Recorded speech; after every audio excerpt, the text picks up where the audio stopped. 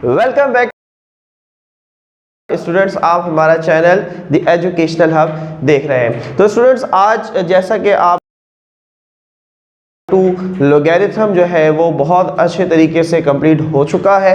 तो आज हम उसी चैप्टर की रिव्यू एक्सरसाइज की बात करेंगे, जिसके अंदर बेसिकली आपके तमाम कॉन्सेप्ट्स का टेस्ट होगा कि आपने पिछली तमाम वीडियोस से, पिछले तमाम चैप्टर में क्या चीज़ जो है वो सीखी और उसमें से कौन कौन से कॉन्सेप्ट ऐसे थे जिनको आपने बहुत अच्छी तरीके से समझा है। अगर आपके तमाम कॉन्सेप्ट्स क्लियर होंगे तो आप इस रिव्यू एक्सरसाइज को बआसानी सॉल्व कर।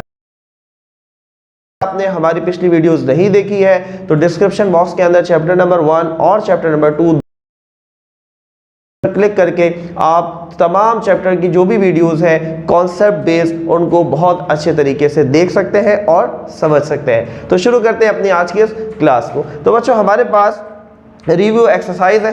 क्वेश्चन आपके सामने बुक पर भी है and if you don't have a book तो आपके पास जो क्वेश्चन है वो स्क्रीन पर भी शो होता रहेगा।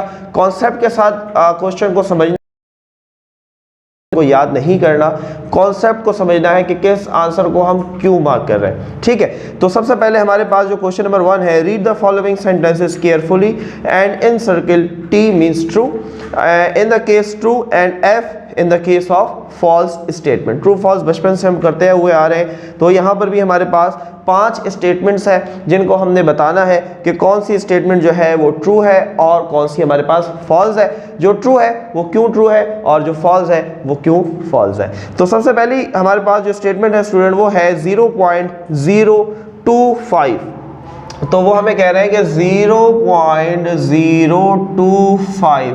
अब अगर वो आपसे कह रहे हैं कि रिटन इन साइंटिफिक नोटेशन, तो कह रहे हैं कि अगर हम इसको साइंटिफिक नोटेशन में लिखें तो कुछ ये इस तरीके से लिखी जाएगी 2.5 इंटू 10 की पावर 3। तो बच्चों, यकीनन जिन बच्चों ने मेरी पिछली वीडियो साइंटिफिक नोटेशन पर देखी हुई है, मैंने एक अलहदा वीडियो बनाई थी जिसके अंदर मैंने कंप्लीटली साइंटिफिक नोटेशन का कॉन्सेप्ट डिस्कस किया था। तो अगर उन बच्चों ने वो वीडियो देखी हुई है तो यकीनन वो जानते होंगे कि ये हमारी जो स्टेटमेंट है दैट इज फॉल्स। अब ये फॉल्स क्यों है, तो इसको अगर हम कॉन्सेप्ट बेस पर देखें तो बच्चों हम ये जानते हैं कि डेसिमल 0 के पास नहीं होना चाहिए। साइंटिफिक नोटेशन हमें कहती है कि डेसिमल जो है ये या तो 1 के पास हो या 1 से बड़े डिजिट के पास हो। तो 1 से जो बड़ा डिजिट है वो यहाँ पर 2 नजर आ रहा है, तो 1 और 2, तो डेसिमल को हमने यहाँ शिफ्ट करवाया तो ये बना 2.5।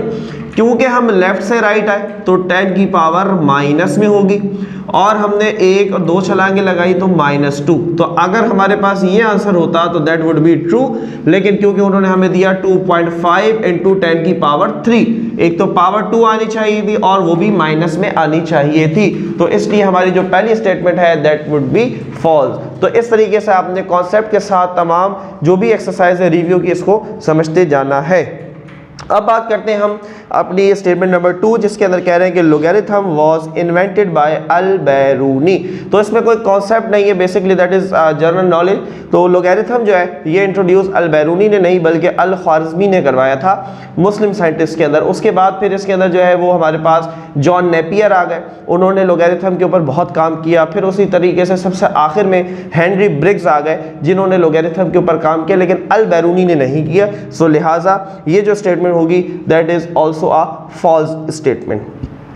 नंबर 3 की बात करते हैं। तो नंबर 3 हमारे पास है integral part in the logarithm of a number is called its characteristic. अब इसको समझते हैं। फॉर एग्जांपल स्टूडेंट्स, अगर मैं लॉग फाइंड कर रहा हूं लॉग ऑफ 15 जो कि बराबर होता है 1.176 के, मैंने लॉग मालूम किया 15 का तो वो आया 1.176। तो जब भी आप किसी नंबर का लॉग फाइंड करते हैं तो आपके पास बेसिकली जो आंसर आता है वो 2 पार्ट के ऊपर कंसिस्ट होता है, मुश्तमिल होता है। एक पार्ट होता है डेसिमल से पहले वाला जो पॉइंट से पहले है, इसको हम कहते हैं होल पार्ट, या फिर हम इसको कहते हैं इंटीग्रल पार्ट, और इसी को हम क्या कहते हैं कैरेक्टरिस्टिक।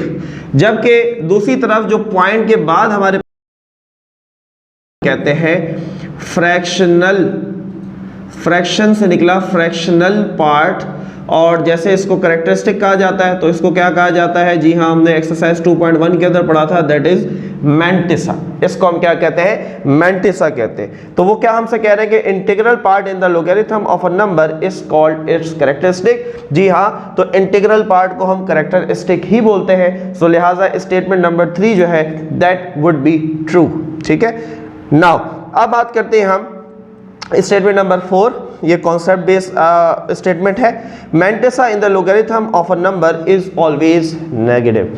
क्या मैंटिसा नेगेटिव में हो सकता है? तो इसका आंसर क्या होगा, no. So that statement is also a false statement because आपका मैंटिसा जो है that can never be negative. आपको याद होगा जब हमने एंटी लॉग फाइंड किया था तो उसके अंदर बाकायदा हमने मैंटिसा को पॉजिटिव बनाया था, तो इसलिए मैंटिसा कभी भी आपके पास नेगेटिव नहीं होता, ना होना चाहिए, अदरवाइज जो है ये कॉन्सेप्चुअल मिस्टेक होगी। तो लिहाजा हम कहेंगे कि ये स्टेटमेंट जो है वो फॉल्स है, क्योंकि मैंटिसा हमेशा पॉजिटिव होना चाहिए। नाउ नंबर 5 की बात करते हैं। तो उन्होंने लोगरिथमिक फॉर्म दी हुई है और उसको कन्वर्ट किया हुआ है हमारे पास एक्सपोनेंशियल फॉर्म के अंदर। तो ये कुछ इस तरीके से लिखा हुआ है, for example log base a x is equal to y। तो अगर हमें ऐसा एक्सपोनेंशियल फॉर्म में कन्वर्ट करना है तो बच्चों बेस है a, पावर हमेशा इज इक्वल टू के उधर होती है और जो नंबर होता है वो हमारे पास यहाँ चला जाता है, तो a की power y is equal to x, तो यही इन्होंने दिया हुआ है। So it's mean that is a true statement. तो अब बच्चों बढ़ते हैं अपने question number 2 fill in the blanks की तरफ। तो स्टूडेंट अब हम बात करने वाले हैं क्वेश्चन नंबर 2 जो कि हमारे पास है फिल इन द ब्लैंक्स। तो सबसे पहले हमारे पास जो फिल इन द ब्लैंक्स है that is logarithm having base 10 is called. तो जो भी लॉग हमारे पास जिसकी बेस 10 होती है उसको हम कहते हैं कॉमन लोगरिथम। तो आपकी ब्लैंक में आ जाएगा that is called common logarithm. Clear, बहुत आसान सी ब्लैंक थी।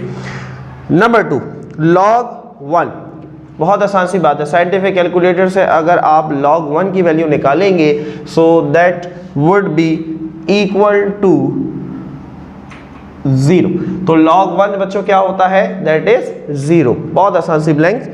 अगेन नंबर 3 पर आते हैं। तो फ्रैक्शनल पार्ट ऑफ लोगरिथम, अभी मैंने आपको ये चीज़ बताई कि हमारे पास एक इंटीग्रल पार्ट होता है जिसको हम कैरेक्टरिस्टिक कहते हैं, एक हमारे पास लॉग के अंदर फ्रैक्शनल पार्ट होता है जिसको हम क्या कहते हैं, obviously blank number 3 would be mantissa. तो इसे हम कहते हैं mantissa. Now moving toward statement number 4। तो लॉग आपने निकालना है 512 का। तो 512 का जो लॉग होता है that is equal to 2.709269 and so on. तो हम 4 डिजिट लिखते हैं 1 2 3 4। अब 6 क्योंकि बड़ा है तो इसमें अगर हम राउंड ऑफ कर दें तो ये 2 हमारे पास कन्वर्ट हो जाएगा 3 के अंदर। क्लियर, तो ये आपके पास आंसर हुआ स्टेटमेंट नंबर 4 का। अब हम बात करते हैं स्टेटमेंट नंबर 5 की। तो स्टेटमेंट नंबर 5 इस तरीके का क्वेश्चन हमने सॉल्व किया था एक्सरसाइज 2.5 क्वेश्चन नंबर 5 के अंदर। तो पीछे जाकर उसको देख भी सकते हैं, थोड़ा सा कॉन्सेप्ट आपको क्लियर होगा, बाकी इसको भी हम समझते हैं। तो इसके अंदर बच्चों क्या कह रहा है, ये हमसे कह रहे हैं कि फॉर एग्जांपल आपके पास है log base a m multiply by log base m n is equal to dash. अब इसको थोड़ा सा समझना है। सर ये तो लॉग का लॉ लग रहा है कि अगर 2 नंबर मल्टीप्लाई हो रहे हो तो उनको हम ऐड कर दें, क्या ऐसा होगा? नहीं, ऐसा बिल्कुल भी नहीं होगा। क्यों? क्योंकि बच्चों यहाँ पर हमारे पास बेस डिफरेंट है। वो लॉग अगर मैं आपको रिवाइज करवा दूँ तो वो कुछ इस तरीके से लिखा होता है कि अगर लॉग अप्लाई हो रहा हो m इंटू एन के ऊपर तो ये बराबर हो जाएगा log m plus log n, और बेस a थी, दोनों के साथ बेस a। तो यहाँ पर आपने देखा कि log के साथ प्लस आ रहा था और जब मल्टीप्लाई होगा तो log अलग लिखा जाएगा, लेकिन यहाँ पर ऐसा नहीं है। 2 log अलग अलग आ रहे हैं और बीच में मल्टीप्लाई है। यहाँ पर तो 2 log थे लेकिन बीच में प्लस था। तो ऐसा इसलिए था बच्चों क्योंकि दोनों की बेस एक जैसी थी। यहाँ पर जो बेस है वो डिफरेंट है। तो अब यहाँ पर क्या करना होगा, तो ऐसे क्वेश्चन के हमारे पास दो पॉसिबल आंसर होते हैं और दोनों ठीक होते हैं। अब अगर क्योंकि आपके जो एग्जाम में दिया जाता है that would B MCQs based paper, तो उसके अंदर जो भी आपको करेक्ट आंसर होगा वो एक गिवन होगा और दूसरे जो 3 ऑप्शन होंगे वो यकीनन गलत होंगे। अब यहाँ पर इसके 2 आंसर हो सकते हैं। कैसे? तो इसका आंसर ऐसे हो सकता है बच्चों कि आप क्या करते हैं, पहले लॉग को बेस समेत ले लेते हैं। तो पहले लॉग की क्या है, बेस a, तो आपने लिखा लॉग बेस a, और दूसरे लॉग की वैल्यू ले लेते हैं यानी कि जो कि यहाँ पर है n। ये हो गया आपका आंसर। और दूसरा पॉसिबल आंसर क्या है? दूसरा पॉसिबल आंसर ये है कि आप दूसरे लॉग को बेस के साथ ले लें यानी कि लॉग बेस m, और पहले आप लॉग निकाल रहे हैं दैट इज m। तो ये आपके पास 2 जो है वो पॉसिबल आंसर हो सकते हैं और ये दोनों आंसर बिल्कुल ठीक है। क्लियर? अब आपने एग्जाम में देखना है जो भी आपको गिवन होगा ऑप्शंस के अंदर आपने उसको सही वाला चूज कर लेना है। कॉन्सेप्ट पता होना चाहिए, किसी एक को हम बेस के साथ ले लेंगे तो दूसरे का हम नंबर ले लेंगे जिसका लॉग निकल रहा है, और अगर दूसरे को बेस के साथ लेते हैं तो पहले वाले को हमने उसके नंबर को यहाँ पर सेलेक्ट कर लेना है। चले आगे बढ़ते हैं बच्चों। तो हमारे पास आ गया number 6 statement, the exponential form of x is equal to log base a y। बहुत आसान सी बात, तो बेस क्या होगी हमारे पास a, ठीक है बच्चों, और हमारे पास जो पावर है होगी वो होगी x इज इक्वल टू क्या हो जाएगा y। तो ये हमारा आंसर हुआ स्टेटमेंट नंबर 6 का। अब बात करते हैं हम स्टेटमेंट नंबर 7 की। तो स्टेटमेंट नंबर 7 जो है हमारे पास, उसके अंदर हमने लोगैरिथमिक फॉर्म लिखनी है। तो a बेस है, पावर क्या है 10 इज इक्वल टू y। बहुत आसान सा सवाल। तो लोगैरिथम फॉर्म में लिखने के लिए सबसे पहले लॉग लिख लेते हैं। बेस क्या दी हुई है हमें a, तो बेस आ गई a, पावर क्या थी 10, तो पावर चली जाती है इज इक्वल टू के राइट हैंड साइड पर, और जो हमारे पास दूसरी तरफ वैल्यू होती है वो लॉग के साथ आ जाती है। तो log base a y is equal to 10 and that is a perfect answer. चले बच्चों अब आ जाए पार्ट नंबर 8 के ऊपर। तो पार्ट नंबर 8 बेसिकली जो है वो पार्ट नंबर 5 की तरह ही होगा जैसा कि अभी मैंने आपको सॉल्व करवाया। कर लेंगे या नहीं? चले कर लेते हैं इसको। तो आप किसी एक की बेस ले लेते हैं, पहले वाले की बेस को ले लेते हैं लॉग के साथ। तो पहले वाले की लॉग और बेस क्या है b, और दूसरे वाले का डिजिट क्या होगा b। तो ये आंसर हो गया पहला पॉसिबल। दूसरा पॉसिबल आंसर क्या हो सकता है कि दूसरे वाले को ले लें बेस के साथ, तो लॉग बेस a, और पहले वाले का नंबर ले लें जो कि लॉग के साथ लिखा हुआ है जो कि है a। तो ये दोनों हमारे पास जो है वो पॉसिबल आंसर्स हैं और दोनों आंसर बिल्कुल हमारे पास परफेक्ट है। चलिए बच्चों अब बात करते हैं हम अपने स्टेटमेंट नंबर 9 की, और इसको हमने बहुत दफ़ा यूज़ किया। बेसिकली हमारे पास लॉ यूज़ हो रहा है, जैसा कि मैंने यहाँ पर मल्टीप्लाई का जो है वो लॉ शो किया। इसी तरीके से अगर लॉग अप्लाई हो रहा हो m अपॉन n पर, तो ये आप देखें बेस 1 है तो इसलिए दोनों के साथ लग जाएगा। तो ये हो जाएगा लॉग बेस a, डिवाइड हो रहा था तो माइनस। तो ये हमारे पास इसका परफेक्ट आंसर हो गया log base a m minus log base a n। Now अब हम बात करते हैं अपनी स्टेटमेंट नंबर 10 की। तो लॉग अप्लाई हो रहा है 2 नंबर्स पे जो कि मल्टीप्लाई हो रहे हैं, तो मल्टीप्लाई के अंदर यही वाला लॉ अप्लाई हो जाएगा। तो ये बन जाएगा बच्चों लॉग 10 प्लस लॉग 10। तो ये हमारे पास आंसर हुआ स्टेटमेंट नंबर 10 का। अब मूव ऑन होते हैं अपने क्वेश्चन नंबर 3 की तरफ। तो बच्चों अब बात करते हैं अपने क्वेश्चन नंबर 3 की, जो कि लास्ट क्वेश्चन है हमारी रिव्यू एक्सरसाइज का। आई होप कि आपको रिव्यू एक्सरसाइज करने में मज़ा आ रहा होगा, और अगर कोई कॉन्सेप्ट आपका रह गया था पिछली वीडियोस के अंदर, यकीनन वो भी क्लियर साथ साथ हो रहा होगा। तो बच्चों क्वेश्चन नंबर 3 के अंदर देखते हैं। तो अब ऑप्शन हमें दिए हुए हैं और हमने सही ऑप्शन जो है उसका इंतखाब करना है। तो if log base 10 x is equal to 4, तो आपने x की वैल्यू कैलकुलेट करनी है। तो अगर हमारे पास बेस है 10 और पावर क्या हो जाएगी 4 इज इक्वल टू x, तो ये हमने इसको एक्सपोनेंट फॉर्म में कन्वर्ट कर दिया। तो x इज इक्वल टू 10 की पावर 4 का मतलब 1 के आगे 4 0, 1 2 3 और 4। तो ये ऑप्शन हमें गिवन है 1 2 3 4 ऑप्शन नंबर डी के अंदर। तो पहली ब्लैंक का जो सही आंसर है that is option number D, that is 10,000। Okay student, now अब बात करते हैं अपनी स्टेटमेंट नंबर 2 की। द कैरेक्टरिस्टिक ऑफ है, तो इसके लिए साइंटिफिक नोटेशन आनी चाहिए 54.58। तो ये डेसिमल कितना पीछे जा सकता है एक नंबर और पीछे जा सकता है, और सीधे हाथ से उल्टी तरफ गए तो इसका मतलब कैरेक्टरिस्टिक हुआ +1। तो इसलिए लिहाजा जो नंबर 2 हमारे पास जो स्टेटमेंट है, तो इसका आंसर होगा ऑप्शन नंबर बी +1। अब बात करते हैं बच्चों स्टेटमेंट नंबर 3 की। The base of common logarithm अभी हमने किया, तो वो होती है हमारे पास बेस 10। तो नंबर 3 स्टेटमेंट का जो राइट आंसर होगा वो भी हमारे पास बी होगा। नंबर 4 की बात करते हैं, तो अगेन लॉग अप्लाई हो रहा है, x y z तीनों मल्टीप्लाई हो रहे हैं, तो तीनों प्लस में कन्वर्ट हो जाएंगे, और इसका भी जो सही आंसर है वो है हमारे पास option number B, log x plus log y plus log z। Clear. Number 5 की बात करते हैं, स्टेटमेंट नंबर 5, साइंटिफिक नोटेशन 0.00789, तो 1 2 3 7.89 मल्टीप्लाई बाय 10 की पावर -3, क्योंकि लेफ्ट से राइट गए तो -3, तो ये ऑप्शन हमें गिवन है ऑप्शन नंबर ए। तो ऑप्शन नंबर ए जो है स्टेटमेंट नंबर 5 के अंदर राइट आंसर है।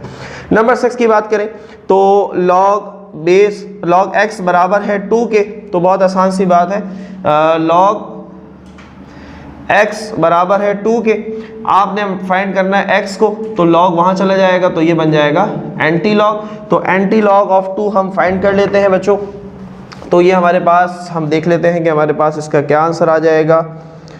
तो एंटी लॉग ऑफ 2 इज 100, तो हमारे पास ऑप्शन नंबर जो सी है that is right answer. Number 7 की बात करते हैं, तो लॉग है बेस 2 है, तो बेस 2 लिख लेते हैं, पावर है x इज इक्वल टू हो जाएगा 8। हमें x की वैल्यू फाइंड करनी है, बिल्कुल ये भी क्वेश्चंस हमने सॉल्व किए हुए हैं, तो बेस बराबर कर लेते हैं, 8 का मतलब 2 की पावर 3 होता है, तो बेस से बेस कट गई, तो x इज इक्वल टू 3, सो हमारा आंसर हुआ 3, जो कि है ऑप्शन नंबर सी। क्लियर। चलिए, बेस इन नेचुरल लोगैरिथम, जो नेचुरल लोगैरिथम होता है, कॉमन लोगैरिथम की बात नहीं हो रही, कॉमन होगा तो बेस 10 होगी, जब नेचुरल होगा सो दैट इज ई। इससे हम कहते हैं ई बेसिकली ये यूलर नंबर है, और ये इर्रेशनल नंबर भी है, चैप्टर नंबर 1 के अंदर हमने इसकी बात की थी। नंबर 9 पे आते हैं लास्ट, तो इसको लोगैरिथमिक फॉर्म में लिखना है, बहुत आसान सी बात। तो बेस क्या हो जाएगी, लोगैरिथम में लिखना है, लॉग लगा दिया, बेस है 3, पावर है 5, नंबर है 243, तो ऐसा आंसर हमारे पास कहाँ है, log base 3 243 is equal to 5, so that is option number B. तो बच्चों ये थी आज की हमारी वीडियो, जिसके अंदर हमने आपको रिव्यू एक्सरसाइज समझाई, कॉन्सेप्ट बताए। इफ अगेन अगर कोई आपका क्वेश्चन है, कोई क्यूरी है, कोई टॉपिक ऐसा है, कोई भी सब्जेक्ट हो जो आप समझना चाहते हैं, हमारा व्हाट्सएप नंबर आपकी स्क्रीन पर मौजूद है, आप उस पर हमसे कांटेक्ट कर सकते हैं। Let us know in the comment section also. मिलते हैं आपसे अगली वीडियो के अंदर, जिसके अंदर अब हम बात करेंगे चैप्टर नंबर 3 की। जब तक के लिए अल्लाह हाफिज़।